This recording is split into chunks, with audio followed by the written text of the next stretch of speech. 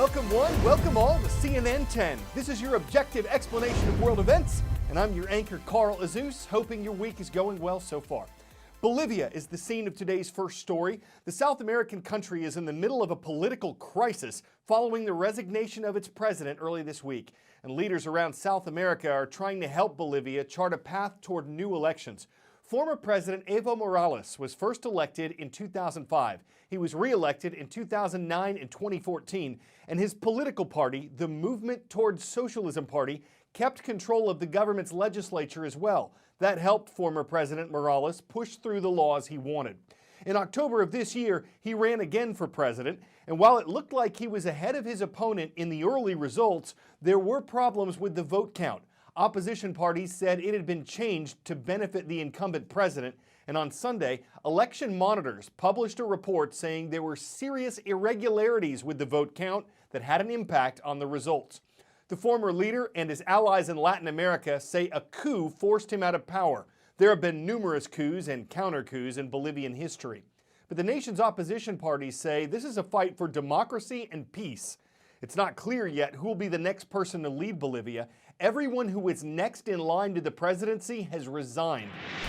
A political earthquake has rocked Bolivia after the country's long-serving, staunchly leftist president, Evo Morales, was forced to step down. It's been weeks of violent protests and allegations that Morales had stolen an election to become president for a fourth term. Morales had denied that and said that he was facing a coup.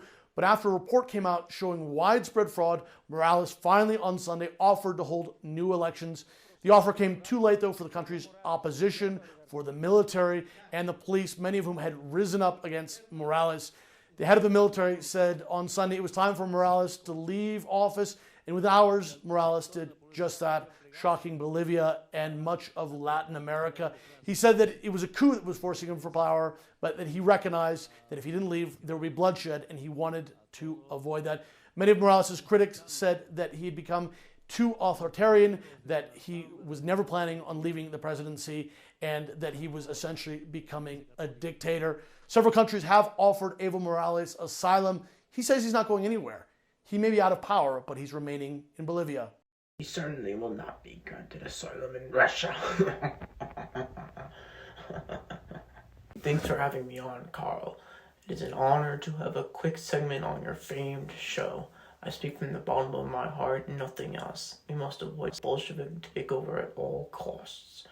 We must take our steps towards a democratic society, and if the Bolsheviks take over, it will erode that. The provisional government that I am fortunate to be a member of is able to have everyone's voice heard, no matter if you are a czarist or a cadet. Your voice and opinion will be heard. Going to Lenin's authoritarian style of a government, the people will have no control over their daily lives whatsoever. What the Bolsheviks and Lenin are telling you is an utter lie. Your rights, freedoms, and liberties will all vanquish at the hands of the Bolshevik takeover. Lenin hides behind the ideals of Marxism and workers' rights, but in reality he uses that as pure political propaganda to win your support to his side. He was once a man who came from a working family, but now he is nothing more than just a power-hungry maniac who will take all of your freedoms away.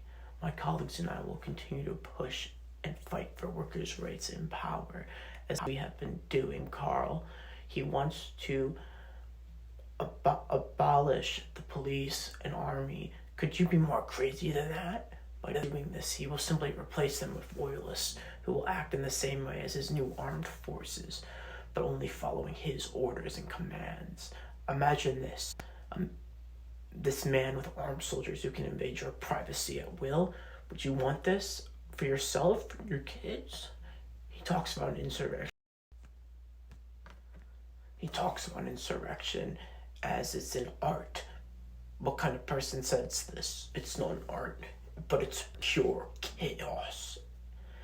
I know I am running out of time, but I need to squeeze in this message one last time.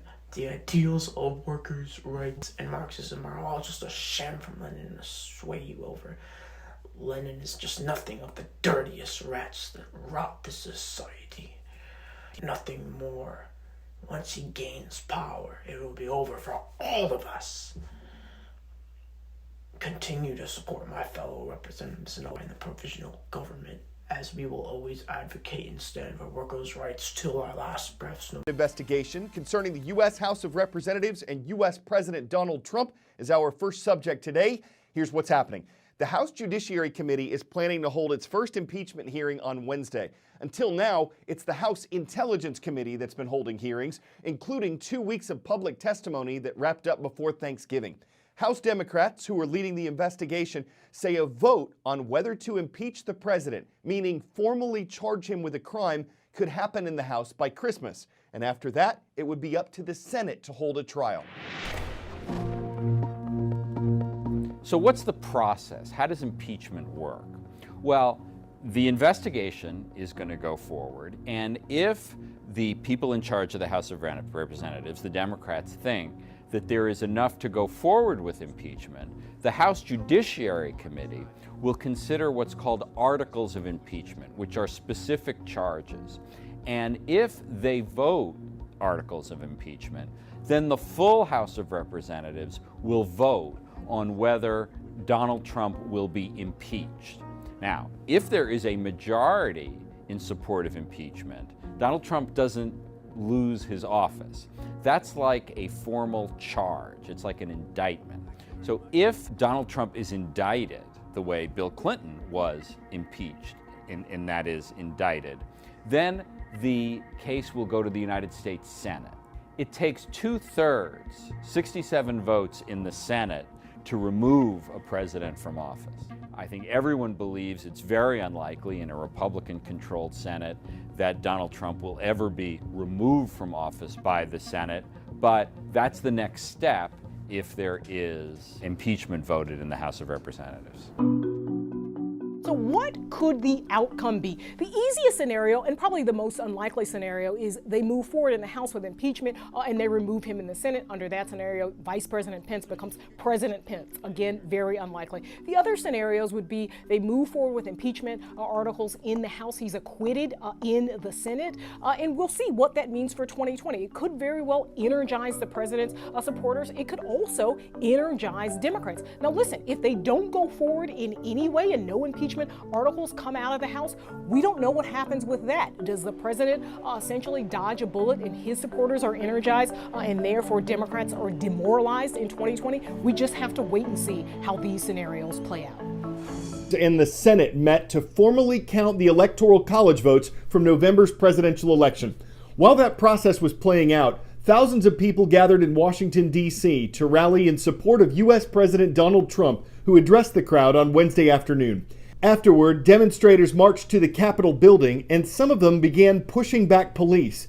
Then a group of protesters, characterized as a mob by witnesses, breached the barrier outside the Capitol and forced their way into the building. It was put on lockdown.